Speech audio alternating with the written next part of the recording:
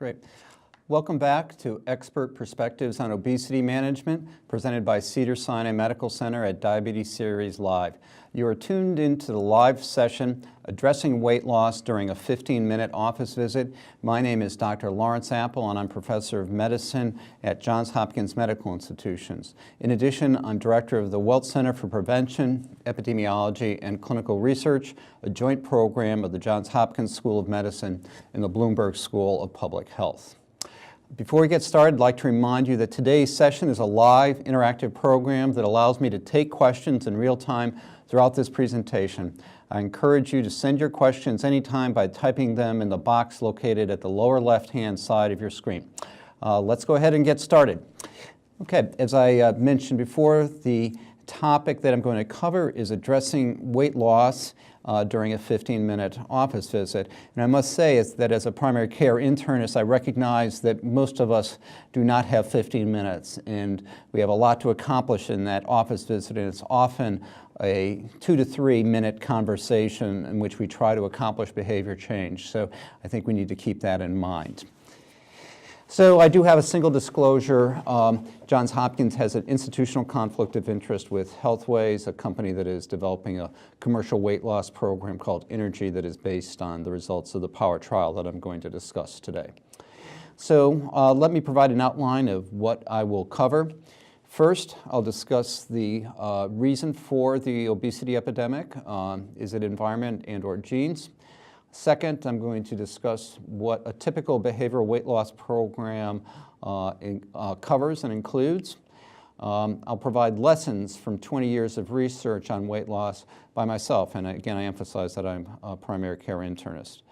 Fourth, I will discuss physical activity recommendations because these are an important component of accomplishing weight loss. I will discuss the results of 2 NIH trials of weight loss, one of which I led, and both of these trials were conducted in a primary care setting. And finally, I will end with some practical advice, what a doctor can do in 15 minutes. As I said earlier, actually 15 minutes or less, given the time allotted for this.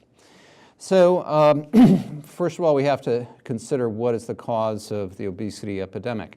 And in the upper left, I mentioned monogenic syndromes. These are fairly uncommon as a cause of obesity. And in the upper right, susceptibility genes, which might have a role increasing the risk of obesity given certain environmental exposures. What's probably far more important are aspects of the environment. And of course, the environment can be conceptualized in different ways, but I just include 3 on this graph: food intake, culture, and exercise.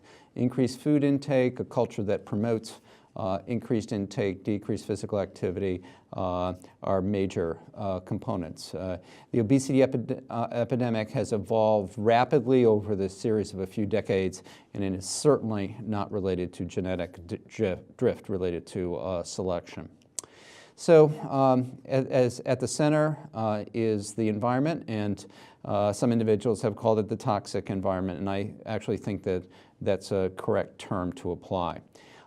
We have food availability, abundant, inexpensive calories that are available throughout the day beyond meals. We've seen massive increase in portion size, and I'll show you some examples.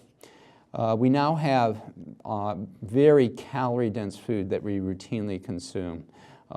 We consume lots of our calories through liquids, which actually don't lead to the same satiation that solids do. And as I indicate, we have huge increase in portions. Of course, we have lots of reasons for decreased physical activity as well. Labor-saving devices in the built environment, which discourages physical activity. And I think there's also a change, what I call the normative behavior. There's a glorification of excess calorie consumption. So it's a pretty challenging environment for our patients. It's also a challenging environment for our doctors to try to accomplish behavior change, but I think there are certain things that we can do to at least nudge our patients in the right direction. So here are some examples from, I gave a talk at the Iowa State, at University of Iowa Medical School, and before I did that I was listening to the radio and I heard about the Iowa State Fair and went online and captured these images.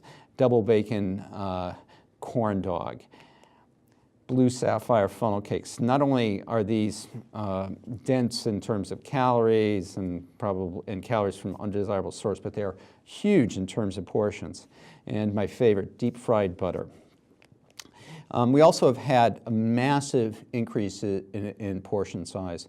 So 20 years ago, a bagel was relatively small, 3 inches in diameter, provided 140 calories. Today, the average bagel provides 350 calories, is 6 inches in diameter. The difference is 200 calories, which is actually an enormous number of calories, and is, at least in terms of physical activity, incredibly difficult to burn off through physical activity. It would take almost a half an hour or more of walking to accomplish that. Soda likewise. So 20 years ago, 6.5 ounce bottle provided 85 calories. Today, the average bottle is over 20 ounces, provides 250 calories, which is over 10% of typical caloric needs. The difference is 165 calories. Again, almost impossible to burn off through physical activity.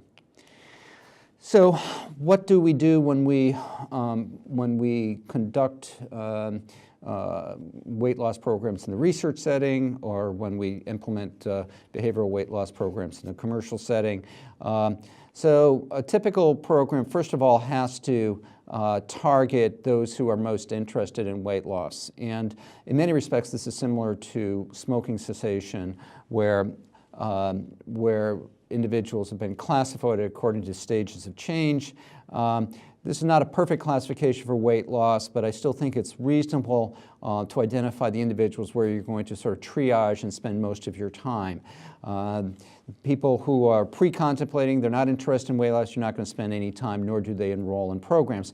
Persons that are most likely to seek your advice are those that are thinking about weight loss, that are prepared to do something, or they're actually making some initial changes, and physicians are in an excellent position to reinforce those changes.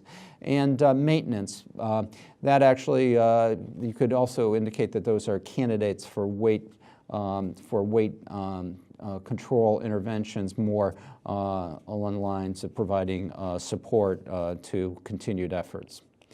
So these are typical components of a weight loss program, one that we did in a trial called POWER, which was a practice-based intervention study.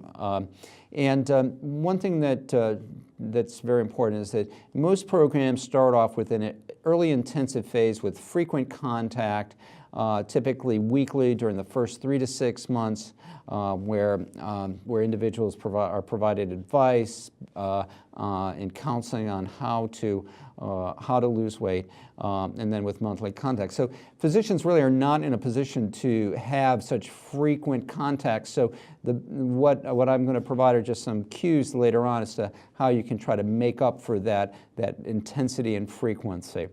A very important component of weight loss programs is self-monitoring with feedback. So measuring calories, very challenging, but it's for patients very illuminating where their calories come from. It's not just meals, it's a lot of calorie intake between meals, and so it's very important from educational point of view to have individuals assess their calorie intake, but also challenging to implement.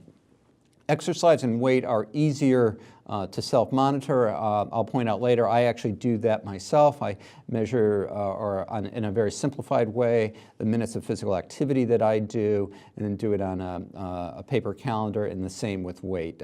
Weigh myself daily, and this provides the impetus for an approach called self-regulation, which is what individuals do when they have to accomplish weight loss.